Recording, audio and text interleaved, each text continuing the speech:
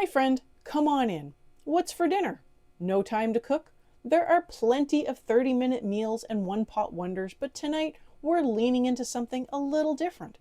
This is a quick chicken parm casserole designed to get a full, flavorful dinner on the table fast. The chicken is already made for us, and by intentionally using a few convenience products, we can go from wondering what's for dinner to eating a warm, cheesy pasta meal faster than some takeout places can deliver, and for less money. For baked pasta like this, I plan about 60 to 70 grams of dry pasta per person. That leaves room for the extras like chicken, cheese, and sides, so the dish feels balanced instead of heavy.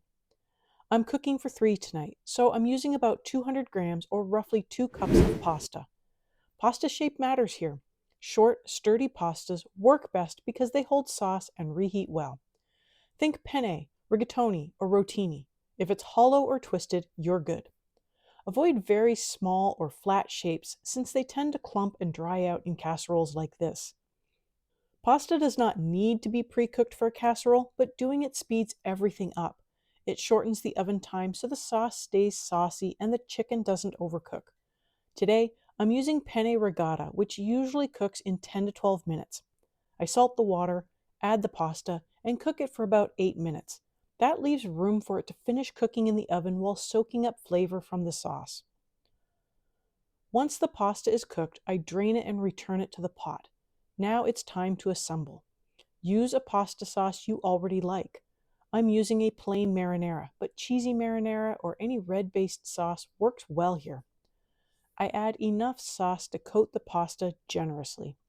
This should not be soupy, just a little extra saucy. That extra sauce is insurance, so the pasta stays tender and reheats well.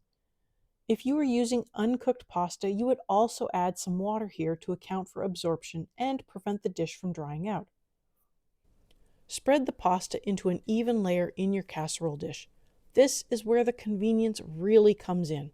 I'm using breaded chicken tenders that are fully cooked and air fryer ready. They have a crisp coating and take almost all the work out of chicken parm.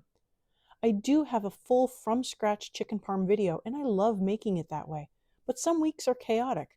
This is about choosing where to spend your time so dinner still happens. Lay the chicken tenders over the pasta, covering most of the surface. Spoon a little marinara over each piece and add cheese. I'm using pre-grated Romano to stand in for the Parmesan that's usually in the breading, followed by mozzarella. I keep most of the cheese on the chicken so it stays crisp, but a little melts into the pasta and adds extra flavor. If you want to make one for the freezer, this is the moment. Cover it tightly and label it. Because the chicken started frozen, it can go right back into the freezer. The work you're doing tonight saves you time later. Cover the casserole and bake at 375 Fahrenheit or 190 Celsius for about 30 minutes. Keeping it covered keeps the sauce from evaporating and the pasta from drying out. Uncover it at the end so the cheese can melt fully and brown a little. If you accidentally added too much sauce, leaving it uncovered longer helps tighten things up. I check doneness by making sure the chicken reaches the temperature listed on the package. Let the casserole rest for about 5 minutes before serving. During that time, the pasta absorbs a bit more sauce and everything thickens up a little. That's why starting slightly saucy matters.